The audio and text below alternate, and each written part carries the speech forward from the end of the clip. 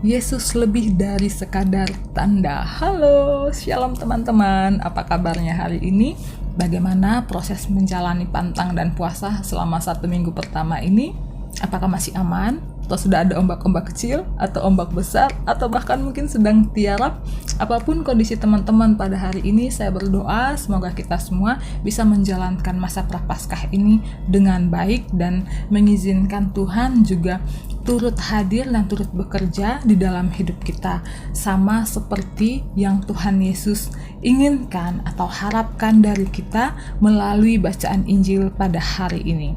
Bacaan Injil mengisahkan tentang orang-orang Israel yang meminta tanda kepada Yesus, dan Yesus bilang bahwa tanda yang akan mereka dapatkan adalah tanda Yunus, yang dimana itu juga nyambung dengan bacaan pertama, yaitu tentang Nabi Yunus yang pergi ke Niniwe untuk membawa kabar Allah, pesan dari Allah untuk orang Niniwe, yang akhirnya dengan pesan itu mereka selamat karena mereka bertobat.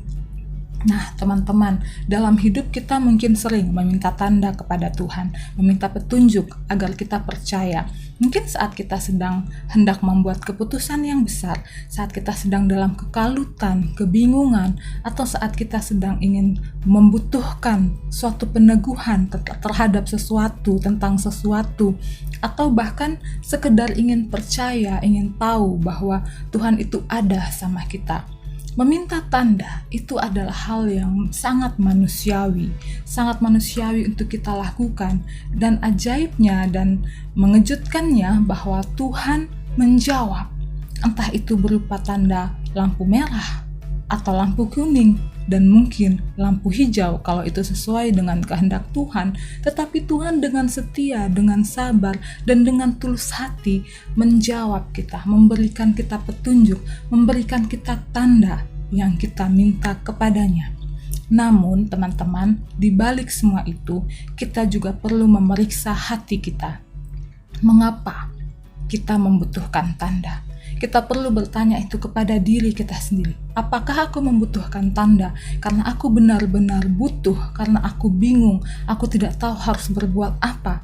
Atau karena aku ingin mencobai Tuhan, aku ingin melihat apakah Tuhan bisa menyelesaikan perkara ini untukku? Atau jangan-jangan juga karena kita malas. Aku malas untuk berusaha, aku malas untuk cari tahu. Jadi biar Tuhan aja yang bereskan, Tuhan kasih tanda lalu aku tinggal menjalankannya. Apa yang menjadi motivasi hati kita ketika kita meminta tanda dari Tuhan? Karena Tuhan Yesus hari ini secara khusus ingin membangun relasi dengan kita. Tuhan Yesus ingin bilang bahwa di balik proses meminta tanda, sesungguhnya relasi kita dengan Dialah yang sangat diharapkannya. Karena ketika kita meminta tanda kepada Tuhan, meminta petunjuk kepada Tuhan, artinya kita sedang berusaha untuk berkomunikasi dengan Tuhan. Tuhan ingin komunikasi itu menjadi komunikasi yang dua arah. Ada proses saling mendengarkan di dalamnya. Relasi kita dan relasi Tuhan terbangun erat di dalamnya. Tanda adalah sarana untuk kita berdoa dan berkomunikasi dengan Tuhan. Tetapi sesungguhnya bagaimana kita melibatkan Tuhan dalam hidup kita, bagaimana kita berkomunikasi, mengajak Tuhan untuk bertukar pikiran, ngobrol dengan Tuhan, bercakap-cakap dengan Tuhan, itulah sesungguhnya yang sangat akan menyenangkan hati Tuhan. Dan itulah idealnya relasi kita dengan relasi Allah kita, Sang Pencipta. Karena seperti orang Niniwe yang akhirnya selamat karena mendengarkan pesan Allah yang disampaikan oleh Nabi Yunus, Yesus Allah kita yang telah menjelma menjadi manusia sudah turun ke dunia, dan kita sekarang sedang berada bersama Dia dengan Roh Kudus-Nya di dalam diri kita.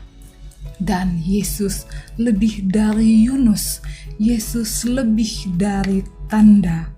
Itulah sebabnya kita perlu untuk membangun relasi dengan Yesus, karena sesungguhnya Yesus sangat ingin punya relasi dengan kita.